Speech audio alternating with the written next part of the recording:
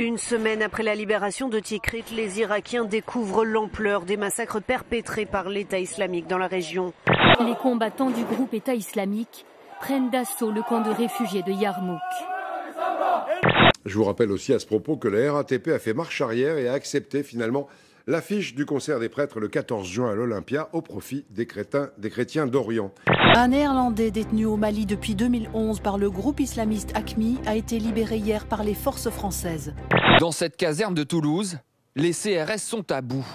Un tiers des effectifs seraient en arrêt maladie, certains pour burn-out ou dépression, épuisés par leur rythme de travail.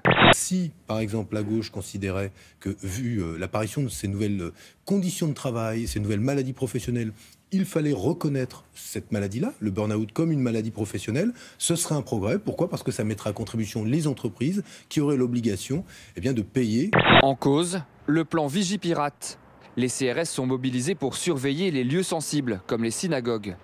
Ils peuvent travailler pendant 3 semaines sans le moindre jour de congé. Jean Germain ne s'était pas présenté ce matin au premier jour de son procès. Son corps a été retrouvé près de son domicile. Le sénateur socialiste se serait donné la mort. Son avocat donne alors lecture d'une lettre retrouvée dans la voiture de Jean Germain. Une lettre dans laquelle il annonce son intention de mettre fin à ses jours. Soyez sûr que je n'ai jamais détourné un centime, que je ne me suis pas enrichi, que j'ai toujours œuvré pour ce que je pensais être le bonheur des Tourangeaux. Je laisse ce courrier à mes proches qui, je l'espère, pourront comme ça comprendre. Paré de son écharpe de mer, Jean Germain a organisé entre 2007 et 2011 de faux mariages pour des dizaines de couples de touristes chinois. Mais l'opposition municipale avait soulevé un lièvre. La principale actionnaire de la société organisatrice était une collaboratrice du maire, salariée de la mairie. Il se sentait sans doute sali, pensait que c'était injuste, mais là, je suis dans des considérations qui sont déjà au-delà de ce que ses proches vivent et de ce que lui a décidé d'accomplir et qu'il faut respecter. Un grand élu vient de disparaître dans des conditions qui sont particulièrement cruelles. Pas d'autres commentaires à faire. Elles entonnent un chant révolutionnaire dans le métro de Pékin contre les discriminations, puis manifestent contre les violences conjugales avec des robes de mariée tachées de sang. Mais la liberté de parole reste limitée en Chine. Ces 5 femmes ont été arrêtées et risquent jusqu'à 5 ans de prison.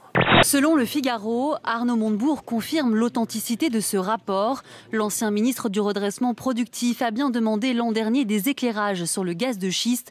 Le gouvernement n'en a pas tenu compte.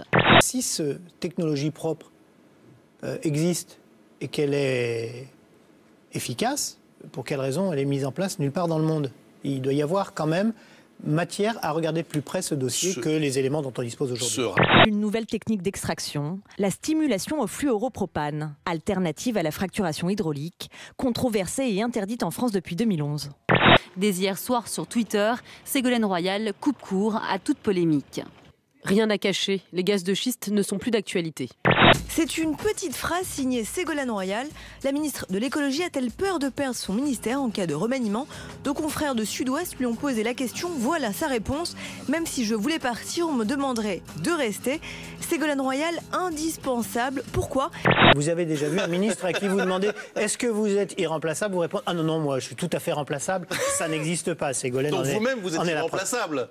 Nous ne sommes que des irremplaçables, mais modestes. Je crois qu'il faut garder aussi la modestie et se rendre compte que s'il n'y a pas de résultat, l'aventure ne sera pas très longue. S'inspire Alex dans le courrier Picard. Ségolène Royal affirme « Même si je dois partir, on me demandera de rester. » Évidemment, je ne passe plus la porte de sortie. Sans oublier cette pépite, en janvier 2009, lors d'un déplacement à Washington, oui, j'ai inspiré Obama. Oui, bien sûr, inspiré, mais c'est pas une surprise d'ailleurs. Il y a des conseillers en effet du camp démocrate qui sont venus au siège de campagne. Et d'ailleurs, ça a été écrit dans la presse américaine. La démarche initiale est venue en effet du site Désir d'avenir et sans doute d'une intuition politique à laquelle je crois plus que jamais. Alain Juppé a prévenu. Si le scrutin de la primaire est bidouillé, il se présentera au premier tour de la présidentielle en 2017. Les primaires ouvertes au centre, pour moi, c'est l'essentiel. Pour se présenter à cette primaire, il faut réunir au moins 25 parlementaires, 2500 adhérents à jour de leur cotisation qui viennent de 15 fédérations différentes et 250 élus répartis sur 30 départements. Pour moi, les primaires, c'est un travestissement de la Ve République, c'est un moyen c'est un moyen d'amuser la galerie, de choisir l'acteur d'un film dont le scénario est déjà écrit. On sait que le premier tour aura lieu le 20 novembre 2016, le deuxième tour le 27 novembre. Cette primaire sera ouverte, c'est-à-dire qu'elle ne sera pas limitée aux seuls adhérents de l'UMP. Pourront donc voter tous les inscrits sur les listes électorales, les personnes nées avant avril 1999, moyennant une participation de 2 €. La course entre un bison et des policiers, ça se passe au Texas. Ce bison s'est échappé en sautant la clôture, on m'a expliqué. Voilà, et la police a réussi à interpeller le bison qui l'a rendu à son propriétaire. C'est un bison domestique, donc.